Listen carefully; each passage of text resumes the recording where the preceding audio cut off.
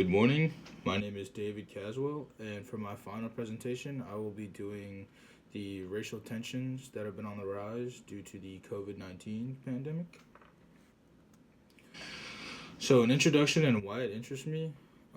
It interests me because of my Asian background.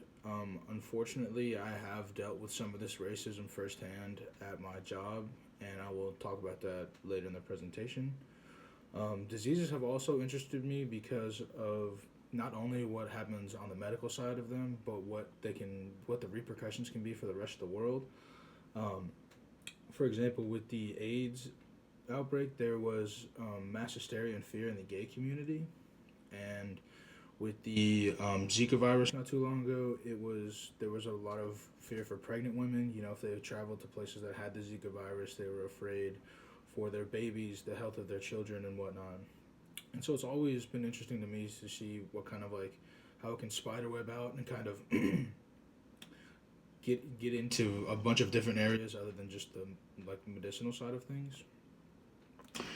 So my next slide is the learning objectives, and my objectives are to go over what has caused the spike in racism and hate crimes, what racist acts are being executed against the Asian and African communities, and this presentation is mainly geared towards what is happening towards the Asian communities, but I did want to offer the other side of the coin, so to speak, and because there are Asian communities that are in turn being racist to other countries, and African people are starting to get kind of the worst treatment in China, and I'll talk about that later in the presentation. The next learning objective is what is being done about the increasing racism, like who's speaking out about it, and what steps are being and precautions are being implemented. And then the final one is what could you do to prevent the spread of racism? So first, I have a statistic that was published by the FBI UCR database. It was posted by the Washington Post, and it shows that from 2003 to 2017, there has been a decline on hate crimes towards the Asian population. But due to the new coronavirus outbreak, according to NBCNews.com, the week of March 16th, there were over 650 racist attacks reported against Asian Americans, and that was alarming because it had been on such a low decline in the past few years. But obviously, there are other contributing factors to why it's on the rise as well. And so the next slide is what has caused the spike in hate crimes. So the obvious factor is the COVID-19 pandemic has been the main source of the increased racist attacks towards the Asian population. But the internet has also helped facilitate this because, as you all know, on the internet it's very easy to hide your identity, not have a name or a face, to remain like completely anonymous. And that allows individuals to kind of say and do what they please, wherever they like. They don't really have the repercussions for their actions, and it's very sad. And another contributing factor would be the constant flow of misinformation. Countries aren't being 100% honest with their numbers and their statistics, and that leads to paranoia and confusion, and then people start wanting to point fingers, and such as like the U.S. and Europe are having racial tension with the Asian population, but on the flip side, China is also having racial tensions with us and the African community. Us being the United States. And then, so now we're talking about what is actually happening to the Asian and African population. So, according to news.berkeley.edu, an Asian nurse was told on his way to work to go the F back to China. While on his way to work, another Asian nurse was spit on while she was delivering medicine to a sick patient.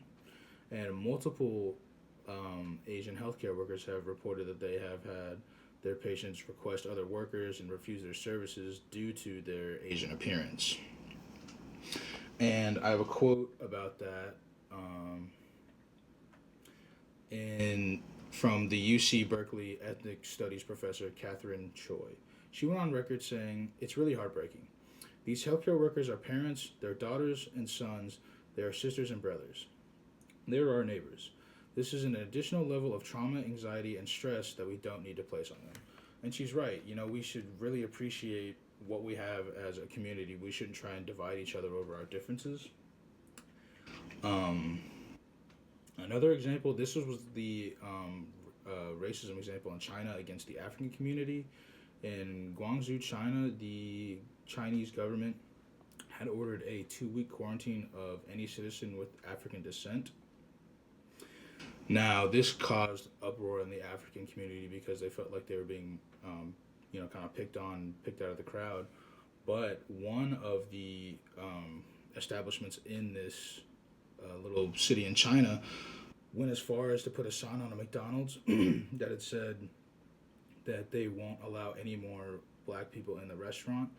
And once McDonald's found out about this, they closed down the restaurant, removed the sign, and then they kind of try to damage control the situation. And it was interesting to note that, it's not everybody just being racist towards Asian people, it's Asian people are in turn being racist to others. And it really is, it's sad. We need to really kind of not divide over our racial and cultural differences. We should really unite over what brings us together and our commonalities. And, we're all human. Um, and we should really try and learn what is behind people's like racial, ethnic, and cultural identities, like Dolores Tano did, and when she talked about in chapter 5 of the names, narratives, and the evolution of ethnic identity. Unfortunately, I have dealt with some of this racism myself at the place that I work. I work at Graders. I've had multiple people, they'll just straight up ask me if I have the coronavirus. They'll ask me if I'm a citizen. They'll ask me if I'm like American. They'll go as far as they don't want to talk to me, look at me, touch me. They'll ask if they can be served by someone else, and it is just really sad because at the end of the day, we're all human, and we should treat each other how we want to be treated. So the next slide is what is being done about the racist attacks. And multiple celebrities and political figures have spoken out against the racist narrative that is being kind of written and constructed. According to People.com, Mark Ruffalo went on Twitter saying that when you blame a virus on an entire race of people, you turn people against them. He said this in response to a tweet by Donald Trump where he was trying to kind of squash the xenophobic perception that he was kind of giving off. Bernie Sanders also went on record to give his 2 cents and say that we cannot tolerate this kind of racism, especially at this moment, and that was on NBC.com. And the Attorney General of New York, Letitia James, even went as far as to launch a specific hotline for hate crimes against the Asian community. She went on record saying, no one should live in fear for their life because of who they are, what they look like, or where they come from. And I got that from NBC.com. So what is being done about the racism? What can you do to stop spread the racism? There are 3 general tips. Be a good role model. Be accepting and compassionate about people and their differences and then their races and backgrounds. Avoid using stereotypes. Don't generalize a group of people based on the actions of individuals. And then stop any bullying or harassment immediately. Don't be a bystander. You don't want to see something and be, wow, go back and think, wow, I could have done something. I could have really helped that person. But instead, I just let it go on and they got, they had emotional or maybe even physical damage. You should really just try and help anybody you can if you see them being, attacked or harassed. And in conclusion, we talked about what has caused the spike in racism. The internet has helped facilitate that, the obvious COVID-19 outbreak. We also talked about what racist acts are being committed, the sign on the McDonald's and the Chinese place, the healthcare workers that have been refused service and been spit on and whatnot. And then my personal instances that I've dealt with the racism at my work. We also talked about what is being done to increase, or what is being done about the increasing racial tension with the hotline in New York by the Attorney General, and then the celebrities and political figures that have been speaking out on different types of social media. And then we talked about what can you do to prevent this racism, and we talked about the 3 steps about being a good role model and whatnot. But I hope today you have learned what has kind of helped start this racist narrative, and then I hope that you've learned how you can help stop it and how hopefully we can come together as a people and not be so divided. Thank you.